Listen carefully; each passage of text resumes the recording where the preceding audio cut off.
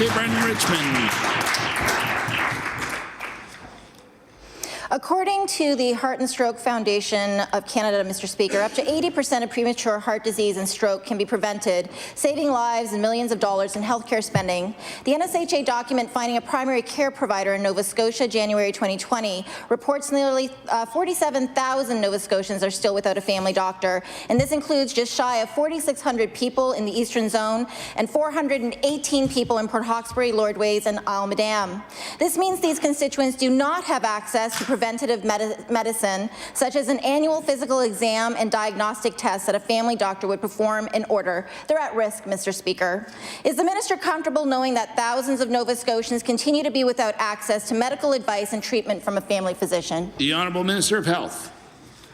Thank you, Mr. Speaker. I thank the member for the question. Indeed, as we've spoken frequently on the floor of the legislature and publicly about the importance, Mr. Speaker, of strengthening primary care access for all Nova Scotians.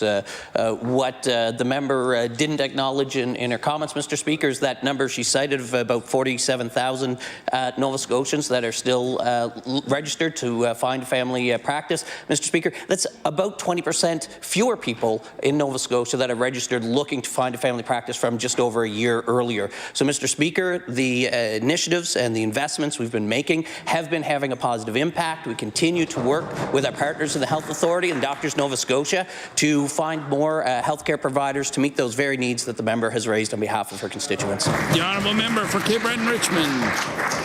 Mr. Speaker, this province is still in a crisis, and we have a severity here that we need to deal with.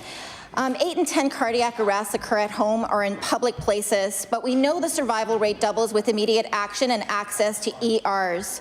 Every second medical attention is delayed is the difference between being the 1 person in 10 who survives cardiac arrest or the 1 of the 9 who doesn't.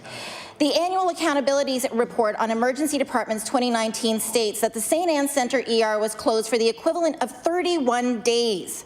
The Straight Richmond Hospital was closed. The ER portion was closed for the equivalent of nearly 38 days. Can the minister advise if the province is opening itself up to liability by not providing consistent emergency room access?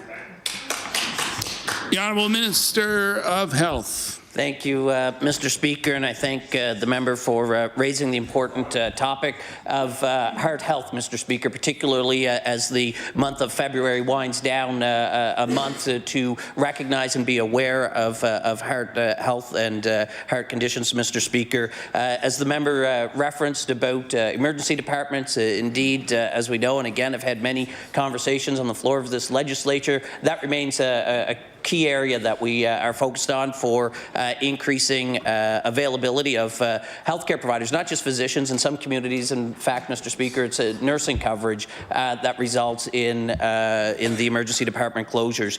But, Mr. Speaker, we continue to invest. We're investing in expanding training opportunities for nurses and nurse practitioners, Mr. Speaker. We've expanded training opportunities for physicians, Mr. Speaker, and we've increased our investment, Mr. Speaker, in compensation for those physicians as well, Mr. Speaker, so that in our new master agreement with Doctors Nova Scotia, they will be the highest paid in Atlantic Canada.